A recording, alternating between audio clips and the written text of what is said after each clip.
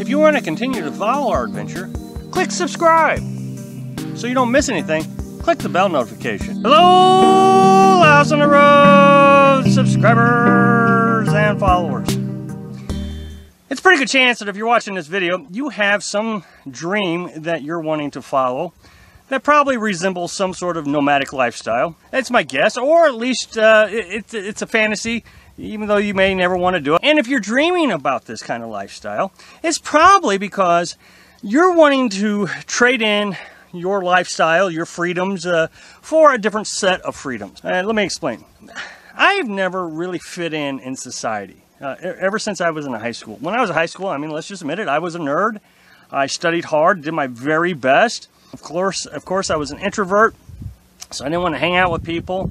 And my group of friends consisted of about 2 people. Well, of course, that followed me through into adulthood. I still don't fit into social norms. At work, I never really felt comfortable talking to people, and I never understood jokes. I'm very bad at understanding people's jokes. They'll laugh, and I'm like, what are you laughing? I don't get it. So I'm a pretty serious person. I fit into the social norms by going to work every day and killing myself 60, 70, 80 hours, sometimes 90 hours a week. So when it was time for me to come out here, I was willing to give that up for a new freedom. And the same thing goes with Carolyn. I can tell you she has social anxiety. And when she's around people, she can get kind of crabby sometimes. So people don't see her in a very good light, even though she's a very loving and warm-hearted person.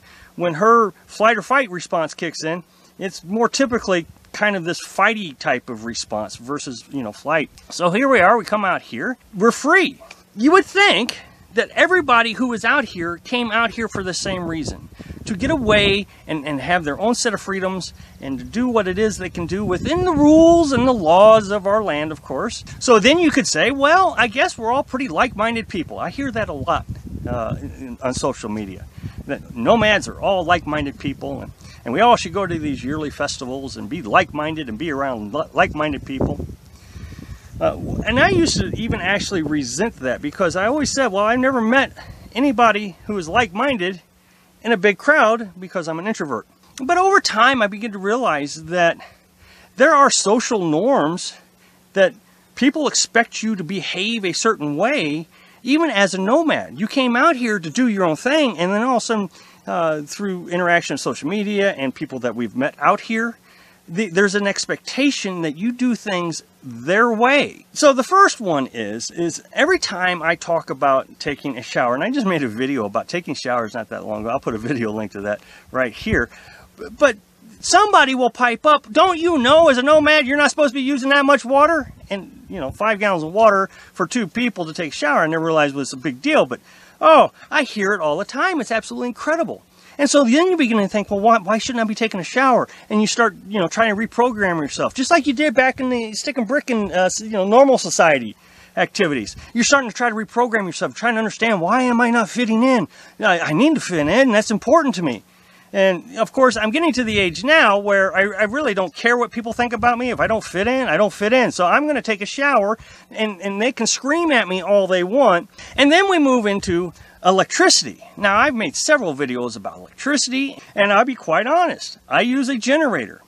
I use about 5 gallons of, well, just a little under 5 gallons of gas a week, 7 days.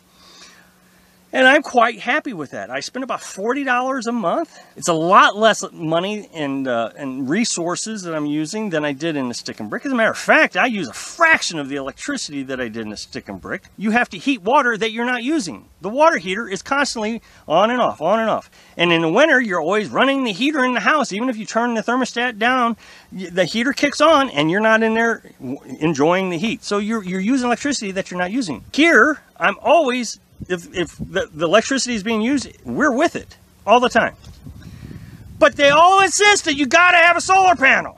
You can't have a generator. That's just nasty. You can't do it. You're a nomad. Get some solar panels, and you can power your rig with a solar panel. I know you can because I've done it. I have 400. They'll rattle off somehow how many watts. I have 400 watts of solar panels, and it's all I need. Then you'll say, but I have a refrigerator that I run. What do you need a refrigerator for? Well, because I have 2 weeks worth of food, meat products and different things. We freeze 2 weeks worth of meat, pork and chicken is our big diet. What? You eat meat? You can't eat meat. Don't you know you're a nomad? When you come out here, you're supposed to be a vegetarian. You're killing the planet. You're doing this. You're doing that. It's terrible. You got to stop eating meat. I don't want to hear it. Don't you know that it's unhealthy to eat meat? You're supposed to be. And so all of a sudden you're like, wait a minute. I thought I came out here to be free to do my own thing and to eat meat if I want to eat meat. But no, no, you can't eat meat. You're hurting the resources by eating meat, and now you're hurting because you have to power that stupid refrigerator. It's a terrible thing. You have to do it like everybody else. Like-minded people, remember? You're not like-minded, Rob. You got to fit into the program. And so then I'll make a video where I said, oh man, people are breaking the rules. It's just terrible. Here they're burning fires out in the campground. It's in South Dakota's National Forest, and you're not supposed to burn fires, or you're not supposed to be shooting firearms. And people are out here shooting firearms at midnight, and it's scary. Or else they're out here drinking and shooting off firearms, making noises past 10 o'clock, and the curfew of the National Forest, 10 o'clock. Why doesn't people follow the rules? So this is what I'm saying. And they'll say, because as a nomad, rules and laws do not apply to us. And this is a direct quote from a YouTuber who's in Alaska right now. And so once again, I'm not fitting into the program. And I've actually heard somebody, well, you just don't get it, do you? Either you're very rich, or you just haven't been doing it very long. You have to break the rules in order to fit as a nomad. Well, I've been doing it almost a year and, 4 or 5 months now? And never once did I intentionally break a law. I'm not saying I haven't broken a law, but I haven't broken a law that I'm aware of. So, no, you don't have to break laws. You can actually do this lifestyle your way without breaking laws, and you can use a generator, and you can eat meat, and you can take showers. So a little word of warning to you, if you do decide to come out here, there are going to be people who think that we're all like-minded, as long as we fit the program. I mean, I have heard so many times while I've been out here, there's a big famous YouTuber who says you have to do it this way.